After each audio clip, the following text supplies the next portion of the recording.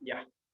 Muy buenas tardes, muchachos. La actividad del día de hoy, la clase del día de hoy, vamos a hablar de las tablestacas en voladizo y vamos a evaluar un poquito la parte conceptual para posteriormente pasar a dos ejercicios aplicados, en el cual les va a ayudar a ustedes posteriormente a resolver alguna prueba, algún proyecto, etc.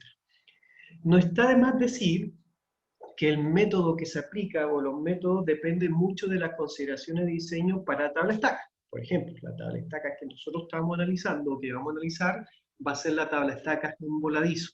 ¿Ya? Esta tabla estaca en voladizo se aplica tanto en suelos granulares como en suelos cohesivos, como podemos ver aquí en esta presentación.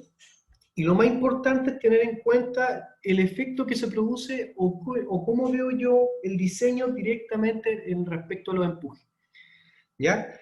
No está de más decir también que hay tabla estaca donde nosotros podemos incorporar, voy a rayar acá, podemos incorporar un muerto o un anclaje, una tabla estaca que esté empotrada en otro, que esté pivoteada en otro punto, ¿ya? Sin embargo, la tabla estaca que nosotros vamos a analizar va a ser la tabla estaca en voladizo y que tiene esta consideración, ¿ya? Tenemos una tabla estaca, tenemos un perfil de acero que está hincado en el suelo, y se van a generar producto de este empuje, de esta distribución de empuje que tenemos al lado derecho, que hace que se genere aquí un delta de desplazamiento, una condición activa, al igual que lo que hicimos anteriormente en muro, pero cuando yo en mi estructura empuja al suelo, voy a tener una distribución de una condición pasiva.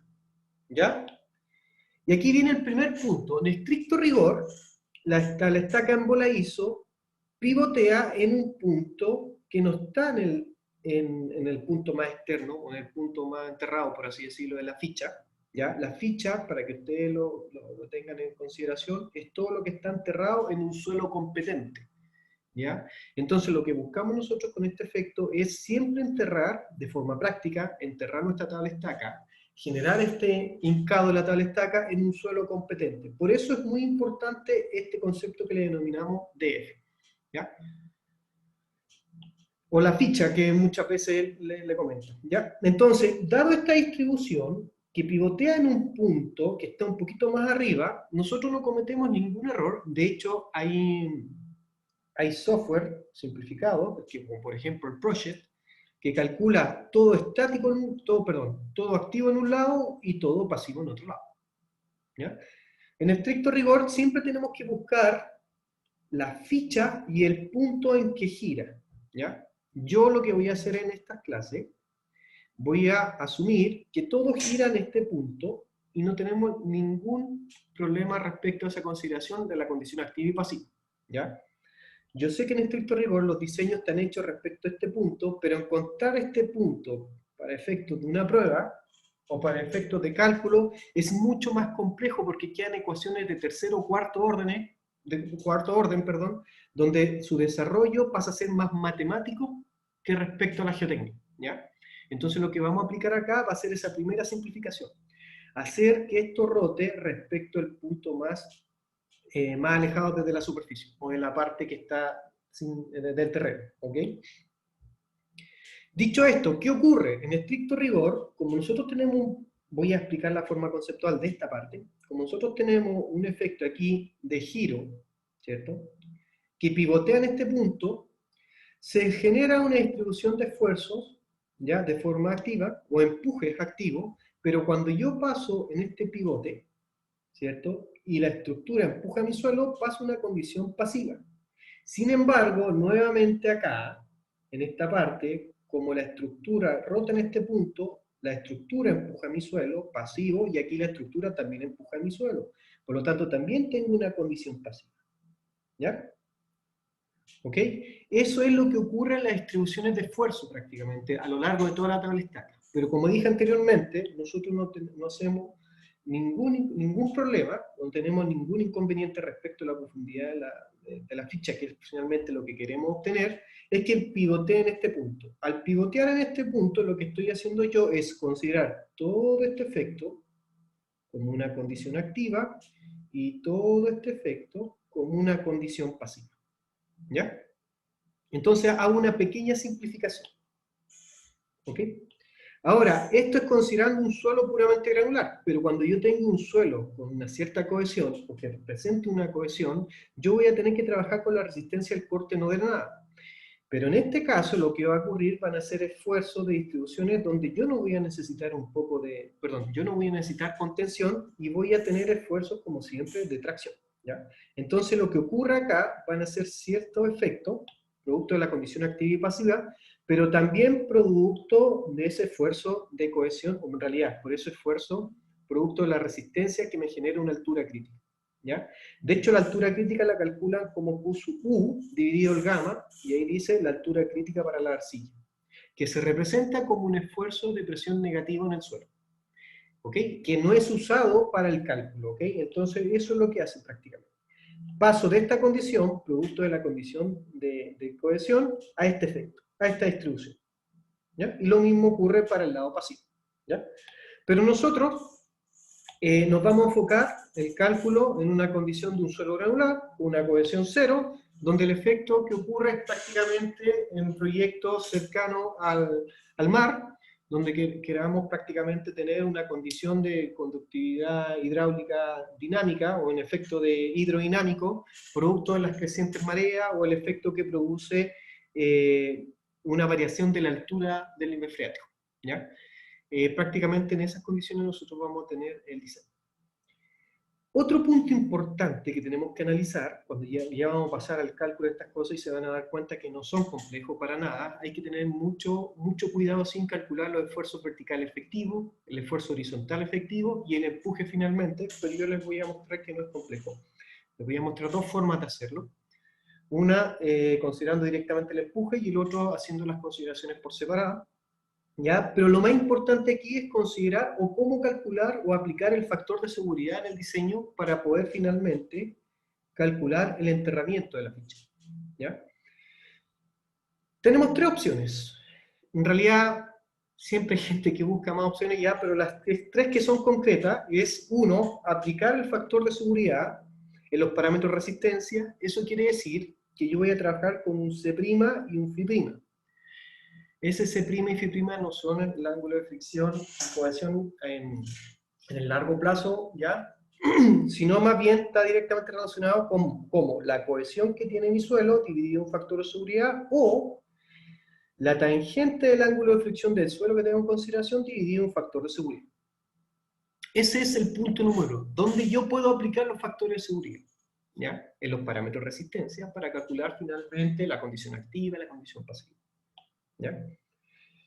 También podemos aplicarlo, el factor de seguridad, sin considerar la parte inicial, esto sin hacer esa reducción del factor de seguridad, sino aplicarlo cuando nosotros calculemos la ficha, producto del empuje activo y pasivo, con un factor de seguridad 1, ¿ya? Y aumentar en cierto porcentaje el largo de la ficha. Es decir, si a mí la ficha me dio, con el enterramiento, el empotramiento que tiene mi tabla estaca, 2 metros, yo lo que voy a hacer va a ser multiplicar ese valor, voy a poner un D como 1.2 a 1.4 el D que obtuve anteriormente, ¿ya? Y ahí, de alguna forma, también me meto al bolsillo el efecto del factor de seguridad, ¿ya? Otro punto importante, y otra forma de calcular estas cosas, es aplicar a los momentos flexionantes, ¿ya? En el factor de seguridad respecto a los momentos resistentes. Es decir, todo lo que me hace girar a mi tabla estaca, producto del empuje activo, dividido todo lo que me ayuda a mantener estable respecto al empuje pasivo. Es decir, todo lo que me hace girar hacia el lado izquierdo, la tabla estaca, y todo lo que me hace girar al lado derecho, ¿ya? Y a veces yo le calculo un factor de seguridad. En estricto rigor, lo que yo voy a hacer es momentos que giran hacia allá y momentos que giran hacia acá. Y ahí voy a calcular un factor de seguridad. Podríamos ponerle momentos activos, momentos pasivos, por ponerle un nombre solamente. Entonces, todo lo que me ayuda a mantener estable, dividido todo lo que me ayuda a girar mi tabla estaca. ¿Ya? A eso me refiero. También puedo tener el cociente entre los empujes activos y pasivos sobre la tabla estaca. Es decir, en todas estas distribuciones, que ya vamos a ver en detalle, calcular todos los empujes de acuerdo a su forma geométrica y hacer un factor de seguridad de todos los empujes que van hacia la izquierda, le voy a poner, en realidad, dividido en todos los empujes que van hacia la derecha. Lo voy a poner así, ¿ya? En estricto rigor es el empuje que me mantiene vertical de esta cuestión, que no me hace girar, dividido todos los empujes hacia la izquierda. Y aquí le meto el factor de seguridad, ¿ya? Ya se van a dar cuenta que como cuando yo quiero calcular el DF, yo tengo todas las ecuaciones en función del DF para poder desarrollar el valor final. Entonces, todos estos empujes van a estar en función de ese DF y ahí yo aplico el factor de seguridad y despejo. ¿Ya? Se lo voy a explicar en un ejercicio. ¿Ya?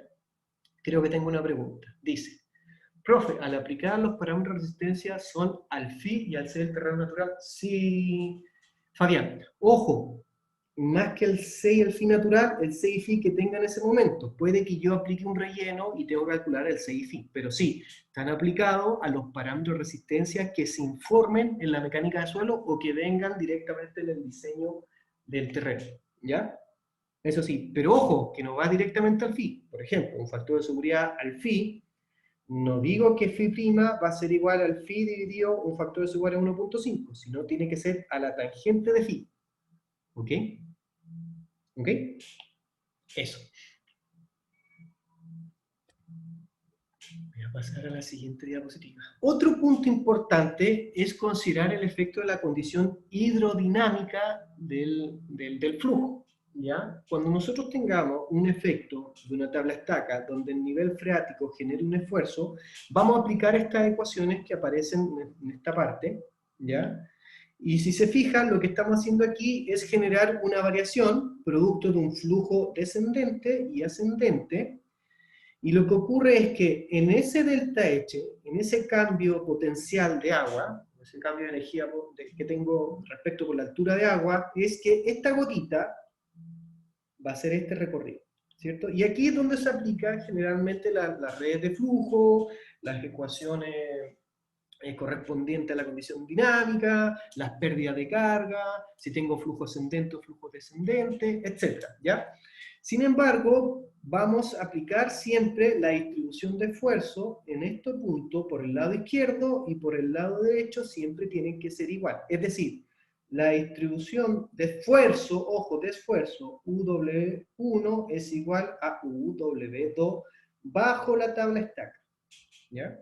En ese punto. En este puntito de acá, estas presiones, ojo, las presiones son iguales, no los empujes. Porque este empuje, cuando yo saque la resultante, es más grande que esta resultante. ¿Ok? Entonces, se aplican estas ecuaciones que vemos acá, que son sumamente fáciles de interpretar, y que, si se fijan, están aquí la distancia.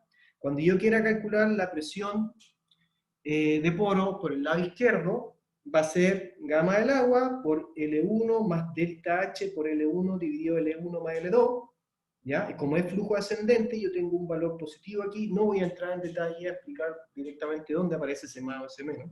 Creo que el profesor Edgar les hizo una clase de refuerzo para ver por qué en una condición restada y otra condición sumada, ¿ya? Pero está directamente relacionado con las pérdidas de carga y respecto hacia dónde se dirige el flujo, hacia dónde yo voy a favor o hacia dónde yo voy en contra respecto a la condición. ¿Ya?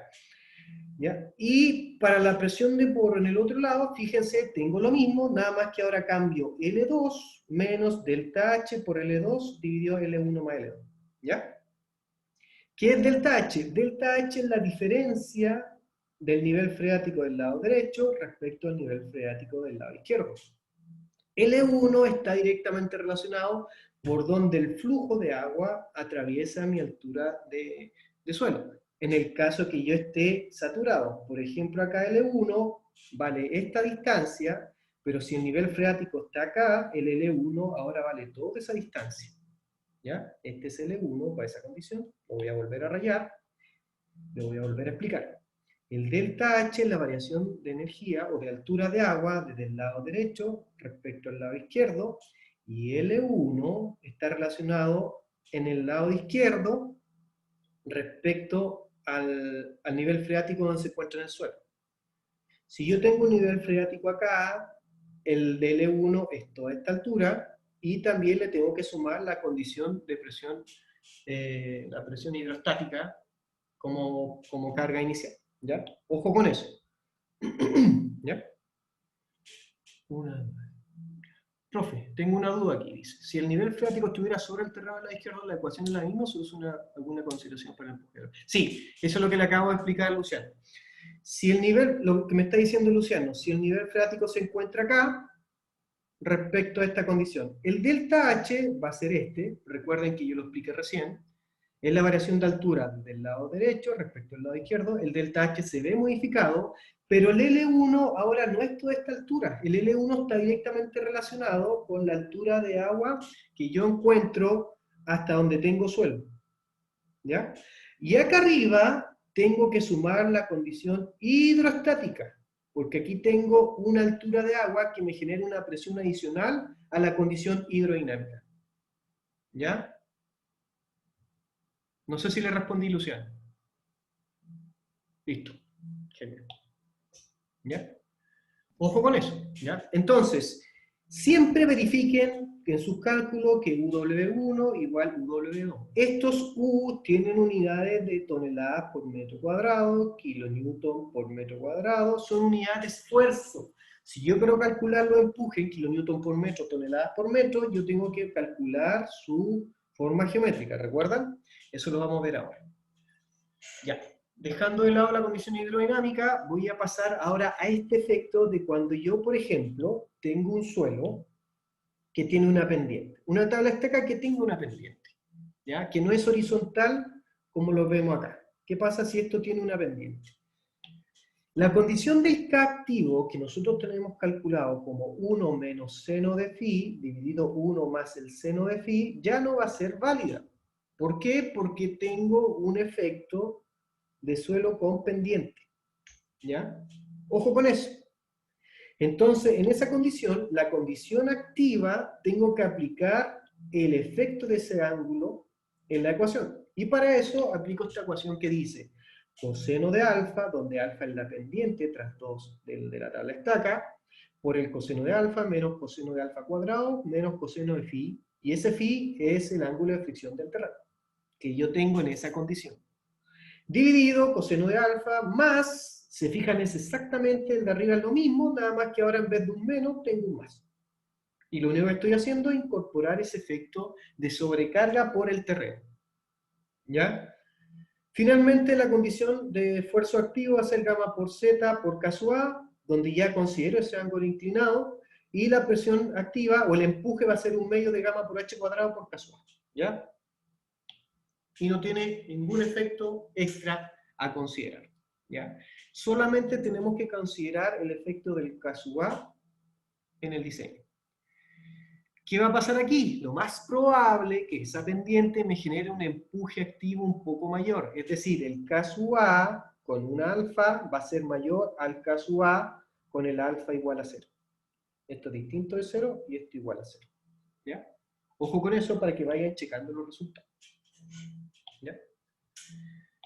Ya muchachos, ¿dudas hasta aquí antes que pasemos a los ejercicios? O en realidad a la parte práctica para mostrarles. Profe, Señor. lo que había explicado antes de la situación cohesiva, ¿serían las mismas consideraciones que en el método de Rankine? No. Para el método Rankine, ojo, disculpen, esto es un Rankine modificado. Rankine netamente es considerar que no hay pendiente tras dos del muro, y el roce que hay aquí, el delta, es igual a 0, ¿lo recuerdan? Pero este es como un Rankine modificado. Cuando yo tenga cohesión, aplican otra ecuación, ¿ya? Pero eso es darle una complejidad extra al problema. Generalmente se asume ahí que la cohesión es 0. ¿Y por qué? Porque si yo tengo flujos importantes, variaciones importantes del nivel freático, no sé, en 8 o en 12 horas, como lo que ocurre a nivel de mar, cercano al mar, quiere decir que el suelo no es cohesivo, ¿cierto? Que tengo alta permeabilidad, por lo tanto es más como una arena limpia, ¿ya? ¿Ok? Gracias, profe. Siempre Profe, una consulta. enfoquémonos dónde aplica cada método. Hay metodologías para aplicar este con el efecto de la cohesión y la ecuación ya se expande y la presión, el P activo también se reduce en este caso, ¿ok? ¿Por qué? Porque como cuando yo tengo cohesión, tengo una altura crítica que no necesariamente necesito contención, ¿ya? Profe, una pregunta. ¿Sí? ¿Para arcilla saturada se sigue considerando el ángulo de fricción igual a cero o se calcula mediante la ecuación anterior?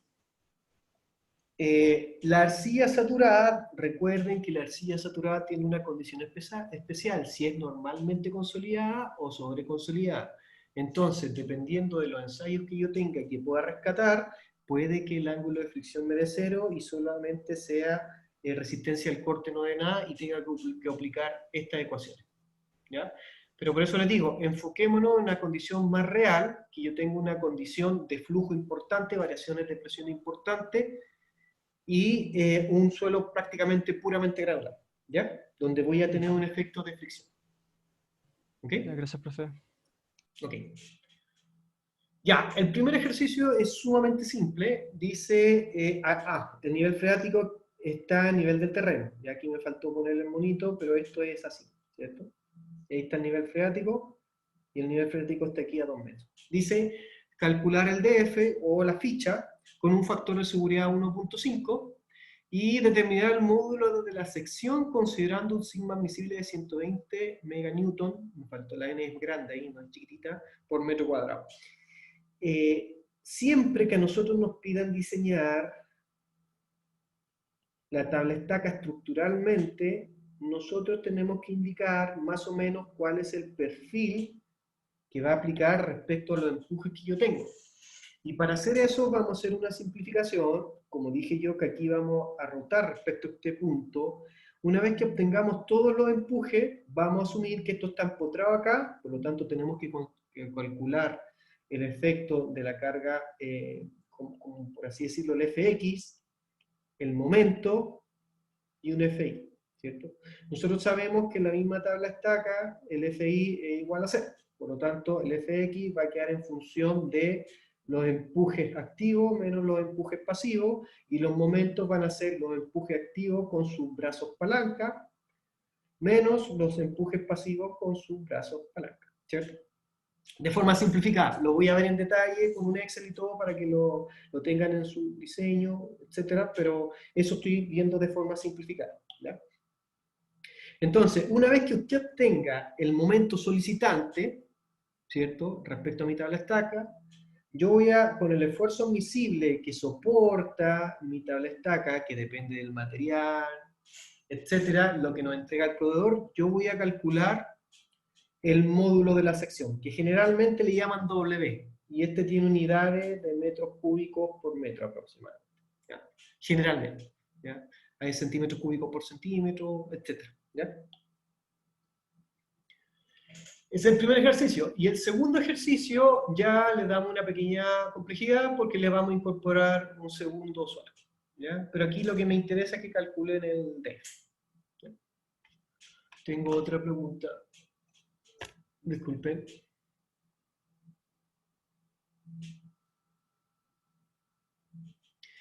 Rafael, no necesariamente. Y aquí donde yo les quería indicar. Cuando ustedes hagan esta simplificación, el estructural tiene que verificar con todas las cargas y con SAP y hacen el análisis. Recuerda que consideran que una vez que están todos los empujes, las consideraciones, etcétera, ellos calculan y ven el diagrama de corte, por así decirlo. Sé que no es así, me parece que es así, ¿ya? Y donde el corte es máximo, el momento cero, o al revés, donde el momento es máximo, el corte es cero, ¿ya? Entonces de aquí ellos, de la parte estructural, ellos calculan un momento máximo. Pero esa parte, como es estructural, le corresponde ahí que lo analicen en función del estructural. Y el estructural le va a pedir todas las cargas y ustedes la saben cómo calcular, o van a saber cómo calcular. Y el análisis estructural lo van a hacer ellos, donde pueden sacar un poquito más de punta al lápiz respecto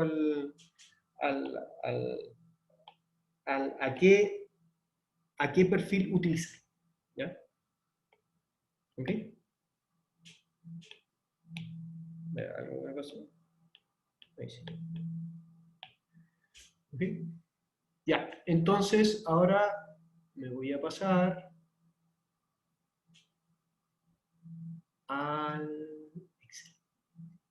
Ya, aquí está el primer caso, ¿ok?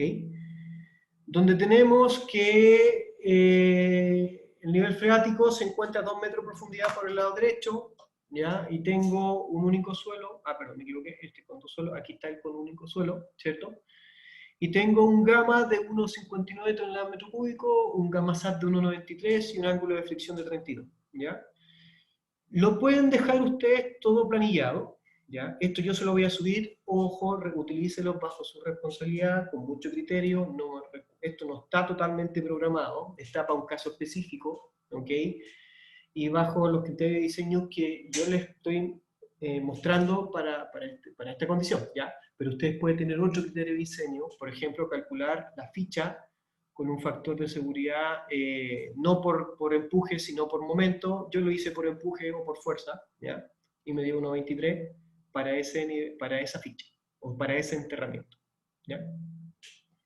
Entonces lo que hago ahora es considerar un factor de seguridad 1,5 si es que lo logro cumplir, ¿ya? Fíjense el factor de seguridad que yo hice fue medio 1,29, pero ustedes lo pueden dejar programado. El ángulo de fricción es 32, lo paso a radianes, calculo un K activo. El K activo aquí es sumamente simple porque 1 menos seno de phi dividido 1 más seno de phi. Si se fijan, no tengo una pendiente tras 2, por lo tanto el alfa 0, aplico la ecuación general que conozco. El empuje pasivo por el lado derecho, ¿cierto? Aquí voy a tener empuje activo, lo voy a hacer de forma simplificada, ya lo vamos a ver que no es así, ¿ya? Y calculo un empuje pasivo que es 1 partido el empuje activo. En realidad, un K pasivo que es 1 partido el K activo, ¿ya? Aquí tengo, si se fijan, un phi incorporando el factor de seguridad, ¿cierto? Y podemos utilizar este para calcular un nuevo K, ¿ya? Yo lo tengo este K calculado con el phi de arriba, pero ustedes lo pueden calcular con eso, no tengo problema. Y siempre trabajan en radianes porque Excel trabaja en radianes, ¿cierto? Y ojo al aplicar esto, si se fijan acá el phi, lo que le quería decir es que apliqué la ecuación que aparece acá. Arco tangente de la tangente de phi partido el factor de seguridad. Y como quiero grado, lo multiplico por 180 partido en pi. Y después le aplico radial. ¿Ya? Entonces, paso 1, vamos a determinar los empujes por el lado izquierdo, toda la condición del empuje pasivo, el empuje activo, la condición hidrodinámica, que son los colores de distintos colores. ¿Ya? Y quiero que me pongan mucha atención acá. ¿Ya? Tengo un gamma de 1,59, el gamma saturado 1,93, el gamma del agua le puse 1, le pueden poner 0,98 si quieren, ¿ya? Ahí ven ustedes cómo detectan. Entonces yo lo que hago es separar. Separo de mi tabla estaca hacia dónde va el flujo. Primero, el flujo va hacia acá, ¿cierto? Las redes de flujo son en esta forma, un poquito más bonita obviamente. Y lo más probable es, como yo liberé carga aquí, esto va pivotea así, ¿cierto? Se desplace hacia acá. Tengo un delta X, que va a generar que tenga empujes activos por este lado y empujes pasivos por este lado. ¿Ya? Por otro lado, como tengo variaciones del nivel freático, tengo una condición hidrodinámica, no hidrostática, por lo tanto tengo que calcular ese efecto. ¿Ya? Entonces, paso 1, calcular el empuje 1, ¿cierto? El empuje del lado de la parte izquierda se calcula como el gamma prima, por eso aquí aparece el gamma SAT menos el gamma del agua, por el DF, ¿cierto? Yo me di un DF cualquiera, y como datos partan iterando que el DF es igual a la altura libre del muro. ¿Ya? Por ejemplo, ¿qué quiere decir eso? Que el perfil del factor de seguridad, perdón, que la ficha va a ser por lo menos una vez la altura libre de la tabla estaca, ¿ya? Como dato. Aquí me dio un poquito más, pero le puedo poner 5 si quiero, ¿ya? Y se cambia todo, ¿ya? El factor de seguridad me baja un poquito, ¿ya? Pero siempre como dato parten iterando con que la ficha, el enterramiento de la ficha es por lo menos una vez la altura libre. ¿Ya? Ya. Voy a dejar el 525 que tenía. ¿Ya? Entonces sería, por este lado, tengo el gamma prima, que es gamma SAT menos el gamma del agua, por DF, aquí así calculo la parte de abajo, gamma por H, y como quiero calcular un empuje, tengo que pasar toda esta distribución de esfuerzo a un empuje, ¿cierto? A una carga. ¿Y cómo hago eso? Fácil. Como sé que acá abajo es gamma prima por h, que h es igual a df, yo después multiplico por la base por la altura partido en 2. Entonces, ¿qué me queda? Gamma prima por df medios. Y eso es lo que aparece acá. Obviamente tengo que multiplicarlo por el K pasivo para pasarlo a horizontal. Voy a explicar de nuevo. El esfuerzo horizontal lo paso como el esfuerzo vertical por un K. Depende si yo estoy trabajando por el lado pasivo o el lado activo. Como aquí estoy trabajando por el lado pasivo, obtengo el KP. Hay una pregunta, Matías dice, profe, no entendí, el ejercicio nos pide terminal de F, pero usted se dio 1, ¿tenemos que iterar ese valor entonces? También me confundí, sí. Sí, Matías, voy a explicar nuevamente.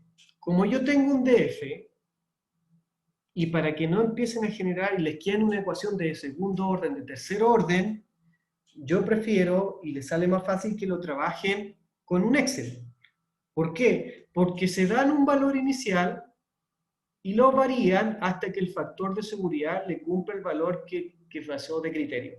Si quieren, lo puedo complejizar todo lo que quieran, y la ecuación que aparece acá abajo, que se la voy a anotar, disculpen, acá, y dejarlo explícito. Es decir, el empuje 1 va a ser igual gamma prima por el KP, por el DF medios. Si se fijan, el gamma prima es dato, KP es dato, pero DF no es dato. Entonces me queda una ecuación cuadrática. Para el gamma del agua también me va a quedar una ecuación cuadrática. Para la resultante también me va a quedar una ecuación cuadrática porque va a quedar dependiendo del DF. Entonces, ¿qué le digo yo? Para que no le ocurra eso y en el desarrollo a mano tarden y le quede una ecuación de orden 3 o orden 4, dependiendo de las incógnitas, es mejor empezar y calcular un DF. Tienen que de alguna forma tratar ustedes también de simplificarse y ayudarse. Yo puedo poner acá un valor 1, si se fijan, y no me cumple el factor de seguridad. Entonces yo lo que estoy haciendo aquí, le estoy dando tips a ustedes para simplificarle la vida y no tengan tanto tiempo ejecutando y desarrollando a mano. ¿Me explico o no me explico? La parte del taller no solamente es ejercitar, sino la parte del taller es mostrarles de forma simplificada cómo resolver estas cosas con tips, experiencia práctica y cómo ayudarle a usted a resolver en menor tiempo las cosas. ¿Me explico? Sí, profe, se explica. Perfecto, entonces me pregunta, entonces iteramos el DF hasta que el factor de seguridad nos dé 1,5. Para este caso sí, 1,5. Pero vuelvo y les digo, ese 1,5 depende de que usted cómo lo consideró como factor de seguridad. Para el factor de seguridad de los momentos o factor de seguridad de los cocientes, de los empujes. ¿Ya? Ese va a ser el criterio que usted va a tener que utilizar. ¿Ya? Profe, una consulta. ¿Sí, señor? Y ya que estaba hablando de eso, en el caso de los muros, con el Excel ¿Ya? tendríamos, o sea, cuando lo hacemos a mano tendríamos que hacer algo parecido. Si es que nos piden, por ejemplo, una base o una altura, deberíamos asumir una y después poner una iterar y así Sí, para que pero no nos dé... recuérdense que yo les di tips concretos del muro. Si le piden la condición completo el muro, no se vayan a calcular la condición estática porque esa sí o sí les va a cumplir. Recuerden que la condición dinámica limita el diseño, o el pseudoestático, no es dinámico, es el pseudoestático, ¿cierto? Entonces, punto número 1, la base mínimo 70% de la altura del muro. Pero yo les dije, dependiendo del relleno y la zona sísmica, anda del orden de un 0,9 la altura del muro hasta 1,5 la altura del muro. ¿Ya? Entonces ahí tienen rango y valores de iteración. ¿Ya? Obviamente la condición pseudoestática abarca la inicial de la estática, ¿ya? Pero siempre váyanse directamente a la pseudoestática porque el estático les va a cumplir. Obviamente tienen que verificarlo igual, ¿ya? Pero les recomiendo que partan por la condición pseudoestática, ¿Ya? Gracias, profe. Si hay dudas del muro, me las preguntan. Yo sé, el profesor Edgar me hizo comentarios que habían dudas respecto al muro y unas consideraciones que yo dije que tal vez no se explicaron bien, pero cerremos este tema de la tabla estaca y después si quieren me hacen preguntas del muro, yo no tengo problema. Ya. Vamos cerrando esto. Yo estoy aquí para tratar de ustedes facilitarle el entendimiento y el desarrollo de estas cosas. Como les digo, podemos hacerlo a mano, nos van a quedar ecuaciones de tercer orden, cuarto orden, dependiendo de la incógnita, pero creo que es mejor desarrollarlo así y explicarles las consideraciones básicas para que ustedes después iteren hasta un factor de seguridad que llegue. ¿Ya? Respecto a la parte profesional, van a tener software que van a hacer estas cosas, pero tienen que entender de dónde salen los detalles. ¿Ya? Entonces, para el empuje del agua, que es hidrodinámico, por el lado derecho voy a aplicar la ecuación que dice acá, donde L1 prácticamente es el DF, el delta H es la variación que hay desde del nivel freático del lado derecho, ¿cierto? Nivel freático del lado derecho respecto al lado izquierdo, es decir, este es el delta H, ¿cierto? Y el L1, si vamos a ver el monito, bueno, el L1 es por el lado derecho, el L2, ¿ya? Pero un tema de nombre no, ya viene siendo toda esta altura. ¿Ya? Lo voy a dibujar. Este es L2, siendo consecuente con este monito que aparece acá. ¿Ya? L1 viene siendo esta parte, delta H ya lo dije, y eso sería. ¿Ya? Y ojo que esto me entrega una presión, ¿ya? Y lo voy a explicar acá. Si se fijan, tengo DF, que es L1, más delta H, que es esa altura, por L1, que es DF, dividido 2 veces df más el que viene siendo L1 más L2. L1 es df y L2 es df más 3, por eso 2 veces df más esta altura, por la base, por la altura partido en 2. Y como la altura es df, tengo df medio. ¿Ya? Aquí viene lo más complejo. Es tratar de distribuir en formas geométricas, producto de los esfuerzos, en figuras conocidas. ¿Ya? Entonces, en este punto yo tengo el gamma m, o el gamma, y acá tengo el gamma sat, que yo lo voy a pasar y voy a trabajar con el gamma prima, que es igual al gamma sat, perdón, menos el gamma del agua. ¿Ya? Y lo voy a explicar. Para mí R1 es este triangulito, R2 es este cuadrado y R3 es este triangulito. Y obviamente el R del agua es la condición hidrostática, pero por el otro lado, que es la misma ecuación, pero ahora restante, y variando el L1 por el L2. ¿Ya? Entonces, primera condición, gamma por H, para calcular esto por el K activo. Entonces el gamma viene siendo, perdón, el gamma que tengo acá, 1,59, ¿cierto?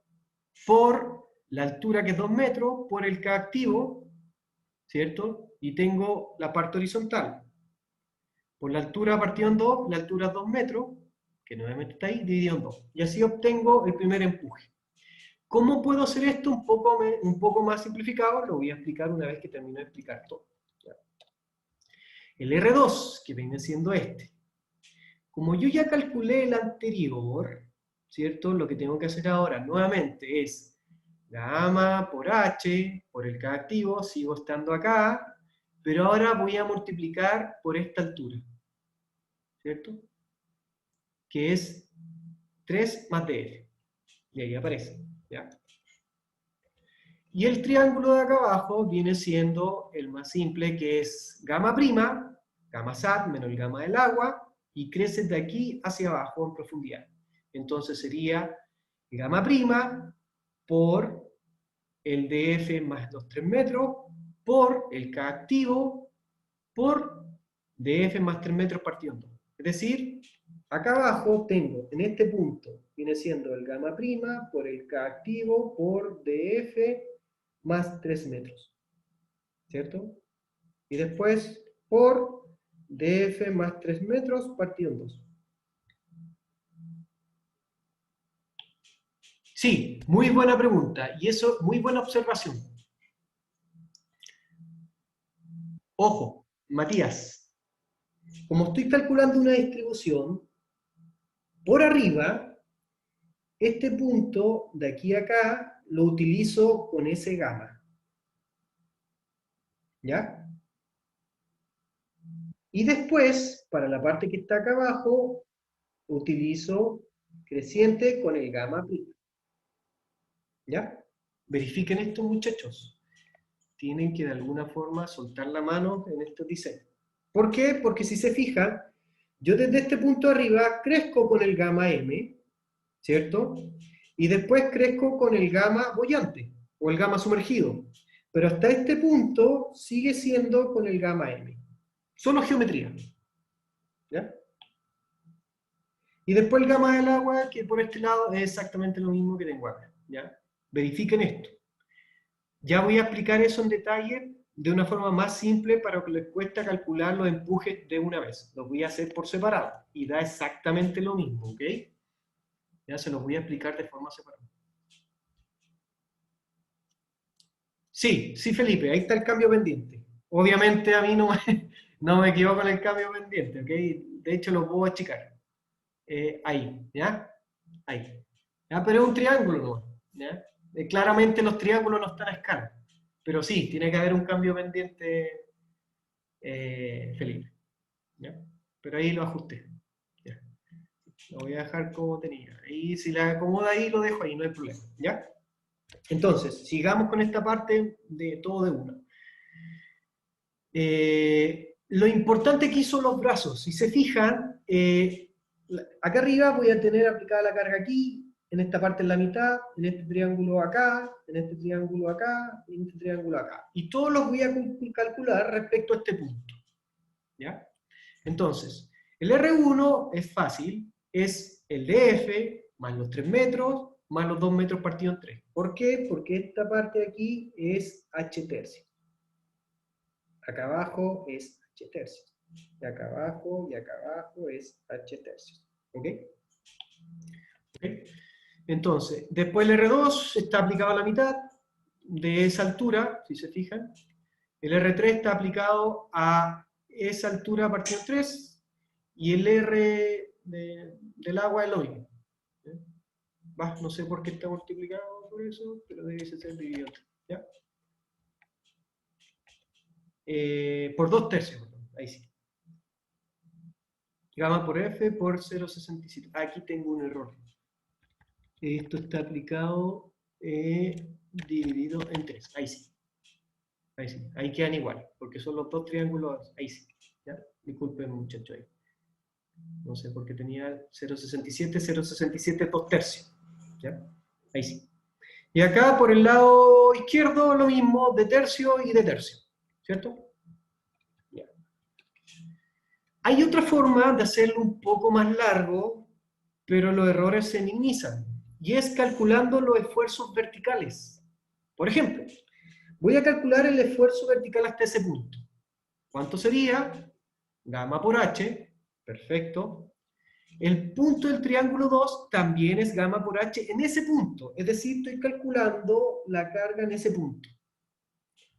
Y el 3 vendría siendo este punto que está abajo, que tomo inicialmente eso, por eso dejo fijo el M47 más creciente con la profundidad. Y es decir, el gamma prima por gamma por H. Por H, perdón. Y el H es 3 más DF. ¿Ya? Posteriormente a eso, ¿qué hago? Calculo los esfuerzos horizontales. Y los esfuerzos horizontales solamente es multiplicar por el K activo. Perdón, sí, por el K. Por el K, por el K y por el K. Finalmente, ¿cómo calculo los empujes? Con su forma geométrica. El horizontal, dependiendo si es un triángulo, la altura partida en 2. Si no es un triángulo, que no es dividido en 2, pero es por su altura. Y acá, fíjense, acá, como yo ya tengo este punto más grande, le tengo que restar el horizontal de ese y después multiplicar por esta altura partido en 2. ¿Ya? Y así minimizan los errores. Es un poquito más largo, pero le queda más ajustado y minimizan los errores. ¿Ya? Finalmente, ¿qué tengo que hacer? tengo que verificar dónde quedan aplicados los empujes. ¿Por qué? Porque acá tengo un empuje acá, un empuje acá, y aquí un empuje ahí. Entonces voy a determinar dónde quedan aplicados estos empujes para hacer un único empuje activo y un único empuje pasivo. ¿Ya? Entonces digo, para sacar la resultante es la carga por su brazo palanca, la carga por su brazo palanca, la carga por su brazo palanca, dividido la suma de las cargas y obtengo dónde queda aplicada la carga. Lo mismo para el lado izquierdo. La carga con su brazo palanca, la carga con su brazo palanca, dividido la suma de las cargas. ¿Ya? Finalmente, ¿qué hago? Sumo todos los empujes, ¿cierto? Sumatoria en X para un lado, sumatoria en X para el otro lado, y despejo esa carga, porque al fin y al cabo yo lo que tengo es como una viga empotrada, donde aquí tengo un momento, tengo aquí una fuerza, para ella también, pero como tengo fuerza solo en este sentido, esta fuerza la mato a 0, y por diferencias de fuerza calculo S, y el momento lo calculo en función de lo que me hace girar hacia allá respecto a lo que me hace girar hacia acá. ¿Ya? Entonces, si se fijan, la fuerza es la resta entre esas dos, en valor absoluto obviamente, y el momento es lo mismo. Esa fuerza, o ese empuje, por su brazo palanca donde queda aplicado, menos esa fuerza por el brazo palanca donde queda aplicado. Y a ese le denomino de forma simplificada momento máximo. Finalmente, como tengo la carga admisible que soporta mi perfil, hago el cociente entre ellos y calculo el módulo de la sección. Finalmente, ¿qué hago con ese valor? Voy al proveedor, a las características del perfil, donde aparecen el área, la inercia, el peso, el módulo de formación, etc. Y por algún lado aparece un W. Y ustedes identifican el W, que obviamente sea mayor o igual que este valor, lo voy a ver al perfil del proveedor, y supongamos que este es el perfil, leo hacia el lado y cotizo ese perfil. El perfil, por ejemplo, I38. Y ese es el perfil que voy a cotizar y ese es el perfil que me aguanta a mí para mis cálculos. ¿Ok? A todo esto, nadie me ha dicho, profesor, ¿cómo sé que ese DF me cumple el factor de seguridad? Usted pidió 1.5, yo digo, muy bien. Entonces yo lo que hice fue calcular el factor de seguridad por empuje. ¿Ya? Entonces dije, todo lo que me empuja hacia acá, dividió todo lo que empuja hacia acá y calculé un factor de seguridad. Y me da 1.3. Pero también puedo calcular el factor de seguridad por momentos. ¿Ya?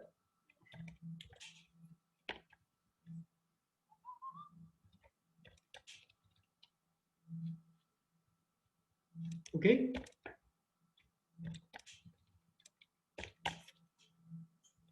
Y me da un poquito más grande. ¿Ya? En estricto rigor debiese ser al revés. Elevado a menos 1. Aquí sí. ¿Ya? Y no me cumple por momento. ¿Ok? Entonces, ¿qué haría yo? Le diría, profesor, está raro porque por momento no me cumple, pero por empuje sí. Entonces digo, ¿qué es mejor? ¿Que falle el perfil o que tenga desplazamiento? Y ahí es donde tiene que empezar a evaluar con el criterio de diseño. ¿Qué pasa si no me cumple? Usted va a decir, fácil, le meto un anclaje acá, un muerto, y aseguro eso, entonces mato el momento, ¿ya? Y el factor de seguridad para el vuelco crece. Y hay que evaluar, por ejemplo, cuál sería la fuerza necesaria aquí para que el factor de seguridad por el momento me cumpla. Generalmente esto es así, el factor de seguridad mínimo es por momento, y el factor de seguridad más grande me lo entrega por empuje solamente. ¿Ya? Ahora, ¿qué pasa si yo agrando el empotramiento y lo dejo, por ejemplo, 1.5 veces la altura libre? ¿Ya? Voy a ver, y ahí me cumple el momento, en el límite, y ahí tengo un poco más grande el factor de seguridad por carga. Ojo, esto es por empujes, y esto es por momentos. ¿Ya? Profe, el valor que tiene que cumplir no era 1.5. Sí, me cumple el de arriba, pero no el de abajo. Eso es lo que le acabo de explicar ahora. Ah, vale. Pero tengo que hablar con el proveedor o con el que está diseñando, vamos a tomar la decisión. ¿Prefiero que se me deslice un poco o prefiero que falle por flexión la tabla estaca? Y el tipo te va a decir, oye, pero hay un problema, la parte estructural me dice que la deflexión máxima se encuentra acá abajo, en este punto. Ah, te dice, pero no es tan perjudicial ahí, más perjudicial acá arriba, porque aquí no tengo nada que me lo contenga, esa deflexión. Entonces, tal vez el factor de seguridad que estoy aplicando aquí hace que quede sobredimensionada mi tabla estaca. Son cosas que ocurren producto de la parte profesional y los criterios de diseño que tenga cada empresa. ¿Ya? ¿Ok? Ya. Voy a pasar al segundo Profe, ejercicio. una consulta, profe, antes que siga. Sí, disculpe. En cuanto a los factores de seguridad, ¿cuáles vendrían siendo los mínimos para desplazamiento y Ah, momento? depende también, 1.3, 1.1, 1.55, depende de qué tan conservador sea, depende de la importancia que le quiera dar al proyecto, etc. Ojo Profe, y otra acá, pregunta. disculpen, ojo acá, Me acuerdo que... Ah, ya, siga, siga. el absoluto, para que no pase eso, ¿ya? Ya, dígame, disculpe. Es que cuando estábamos calculando resistencia de muros de contención cantilever, me acuerdo que usted utilizaba unos factores de minoración para los C y los Φ. En este caso, ¿por qué no se utilizan? Lo expliqué. El factor de seguridad para el SAFE lo puedo aplicar en el SAFE, pero ya no lo aplico acá y verifico si los factores de seguridad finales que me dan. Ya.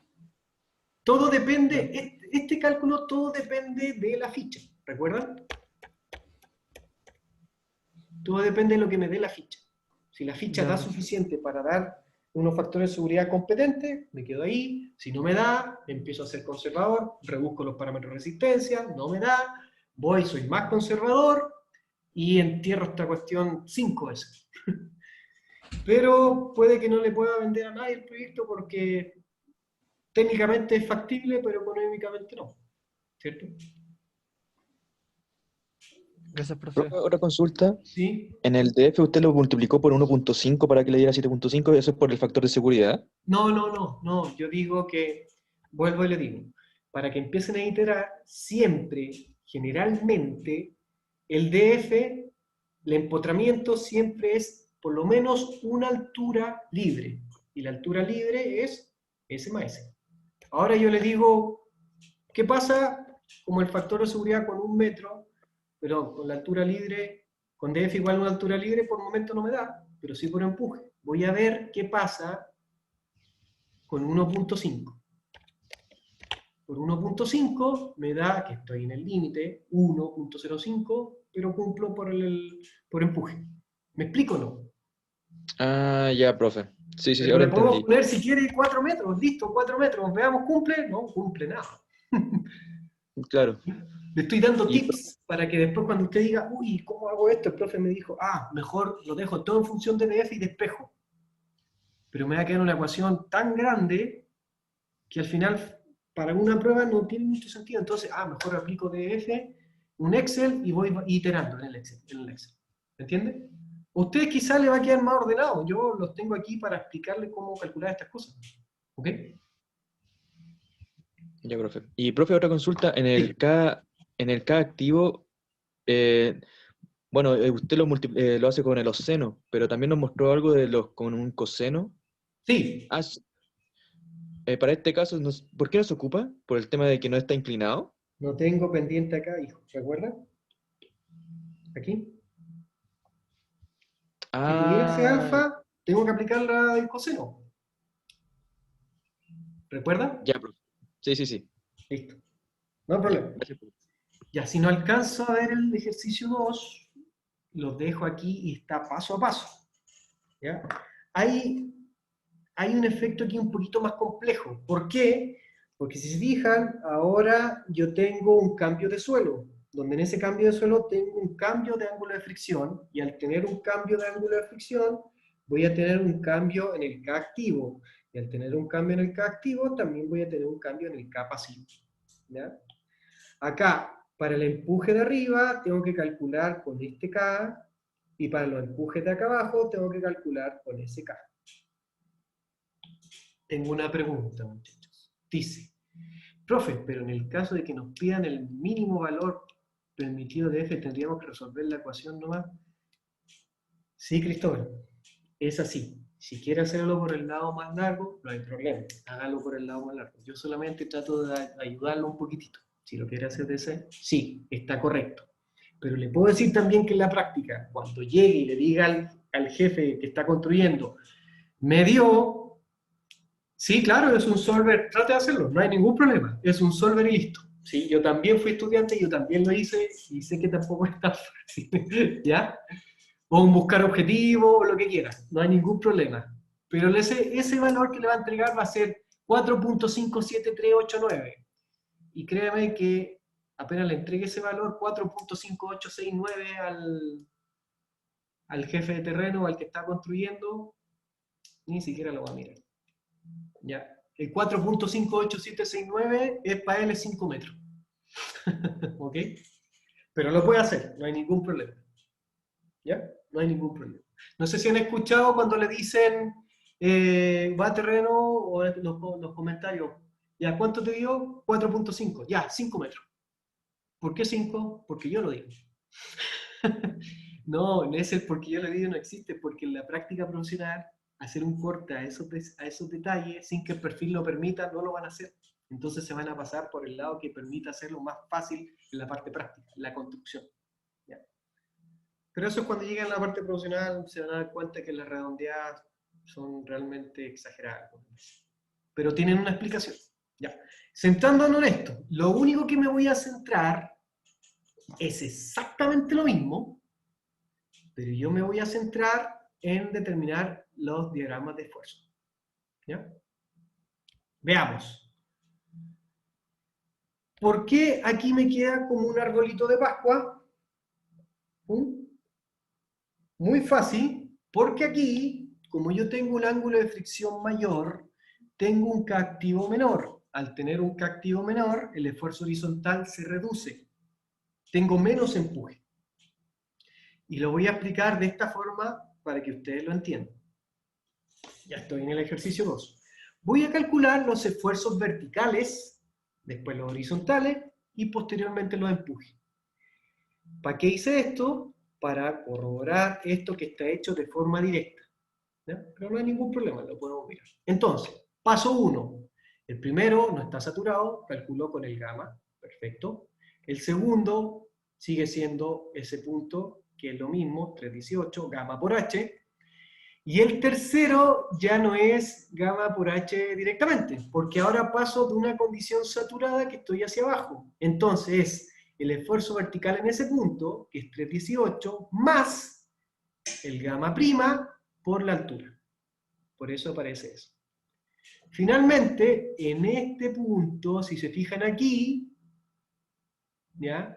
Es gamma por h. Por el vertical, acá abajo sigue siendo gamma por h. ¿Por qué se ve de distinto ancho? Porque estos son los horizontales. Los verticales son iguales. ¿Ya? Hasta ahí estoy vertical igual. Finalmente, el último punto es el vertical que tenía anterior, más el crecimiento con la profundidad por el boyante o el sumergido. ¿Ya? Gamma por h, gamma prima por h. Solo estoy con los verticales. Posteriormente, ¿qué hago? Utilizo los K. Voy al horizontales. El esfuerzo vertical por el K. La 1, 2 y 3 están trabajando con el K de arriba, es decir, con este K. K, K. Pero en el de abajo ya cambié a otro tipo de suelo. Entonces, por abajo tengo que utilizar este ángulo de fricción y para ese ángulo de fricción tengo este K. Entonces, el horizontal se me reduce. Por eso queda aquí como que se trunca. Es decir, queda como un arbolito acá. O como un arbolito. ¿Ya? Y finalmente utilizo nuevamente el K abajo. ¿Me fijan? Ojo con eso, muchachos. Analicen esto de esta forma. Lo mismo ocurre acá con los empujes por el lado izquierdo. ¿Ya? Aquí con el KP. ¿Pero qué KP? Con el KP... y no tengo... Ah, no, porque el agua. Aquí, con el KP. ¿Por qué el KP? Porque el empuje pasivo, pero con la parte de abajo. Este suelo es el mismo que está acá, ¿ya? Tengo dos perfiles, dos tipos de suelo, y este suelo es el mismo acá, ¿ya? Finalmente, ¿qué hago? Empiezo a ver la forma geométrica. Este es un triángulo, entonces la base por la altura partida en dos, la base es el horizontal, la altura es 2 metros, ahí está. Este es un cuadrado, entonces multiplico por su altura sin dividirlo en dos. Este sigue siendo un cuadrado, este es un triángulo, la base por la altura partido en dos. Este es un cuadrado, que es el 4, se fijan, ahí está un cuadrado, y este es un triángulo, y ahí está el triángulo. ¿Ya? Nuevamente, calculo todos sus brazos palancas por las cargas, ¿cierto? Le divido por su suma y calculo la resultante. Cargas por sus ubicaciones, calculo la resultante. Esta era evidente, ¿cierto? ¿Cuál es la resultante? Calculo los esfuerzos, calculo cuál sería como la carga, el cortante entre comillas en este punto, calculo los momentos, que es la resultante, la suma de los empujes activos por su brazo donde queda ubicado, menos la suma de los empujes pasivos por donde queda ubicado, calculo el momento, es inadmisible, y calculo el módulo de la sección. Súper fácil. ¿Dudas, muchachos, hasta aquí? Profe, ahí en la parte donde calcula dónde se aplican los empujes de la izquierda a la derecha, un poquito más abajo ahí, ¿por qué dice IR y sale los dos como que toman el E1 dentro del paréntesis? ¿Dónde me el podría E1. indicar? ¿Acá? Eso. Ah, no, eso está mal. R1, R2, R. R3, R4, R5 Ah, ya. y R del agua. Pero obviamente es por este lado. Si te fijas en la ecuación, nunca tomé el de acá. No, si la ecuación está bien. No, pero mi pregunta era si es que por alguna consideración o No, estaba yo mal me nomás. equivoqué, disculpe. Ya, profe. ¿Ya? Muchas gracias. Discúlpeme.